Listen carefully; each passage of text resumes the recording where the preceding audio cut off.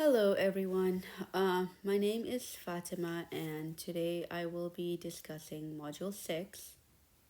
And Module 6 basically has foreign affairs articles talking about Syria. And so I'm going to talk about how these three articles on Syria connect to globalization and the broader themes from this unit. And so, my main argument is that Syria's recovery from all the war and oppression and this super crazy, like, oppressive regime really shows that modern conflicts are no longer just isolated within one country. And instead, globalization really connects local conflicts to things like refugee movements or international organizations, like economic systems, and also like global political competition, right? So it's like there's a lot of interconnectedness that's involved in these conflicts. And so when we look at the overview of these three articles, the first article really focuses on Syria's like refugee crisis and the humanitarian challenges facing the country after years and years of like war and oppression. And then when you look at the second article, it really examines what Syrians want politically and economically after Assad's like fall.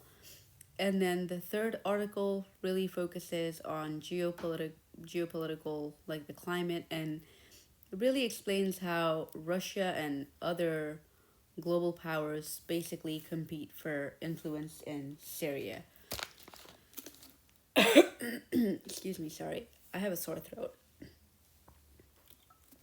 And so, together, like all these three articles really go to show how Syria's recovery is deeply connected in globalization. And let's look at the refugee and humanitarian globalization.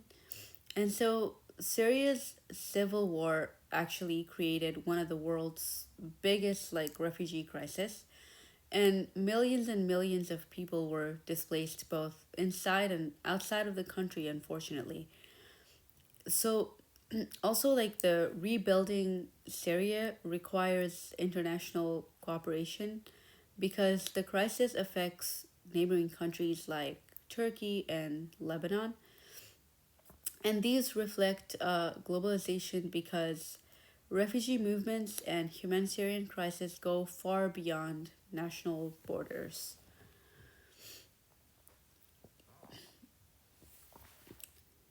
And the second article really focuses on what Syrians want after Assad's fall, right?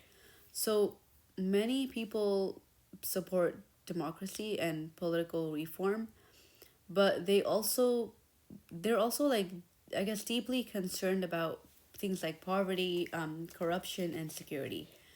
And then the article also talks about I guess, the tensions between the different like religious groups, like the different sects. And this really goes to show that rebuilding Syria is not just about rebuilding infrastructure, but really also about rebuilding that trust and that national unity among the Syrian people. And the third article also like explains how Russia, for example, continues to maintain influence in Syria even after Assad's like removal. And it shows that Syria is not just a local conflict, but like it's become a part of this broader competition involving Russia and the United States, countries like Turkey, and like these other like Gulf countries and these other powers, right? So it also goes on to show how globalization really allows these powerful countries to project political and military influence like far beyond their own borders.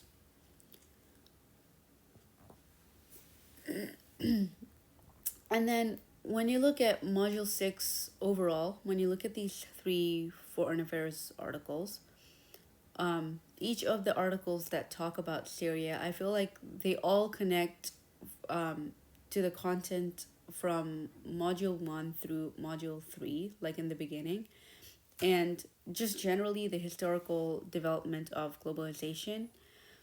Because, for example, Module 1 discusses the global interconnectedness, which is reflected in Syria because the conflict affects like refugees and neighboring countries.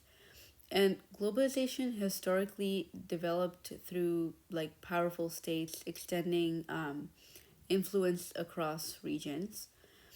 So Syria really, like what we've seen happen in Syria, it really reflects this through the involvement of Russia, for example, and the United States, right?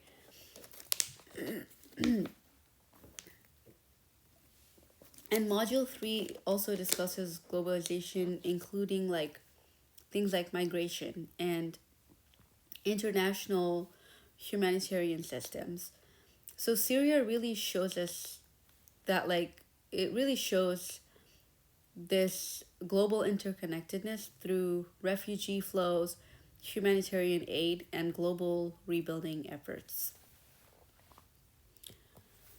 And in general, all these three articles in Module 6 that talk about Syria, I feel also connect to the other modules in the same unit, like Modules 5 and Module 7, because both of these modules, like Modules 5 and 7, really show how stronger global powers compete for influence in like weaker regions, right?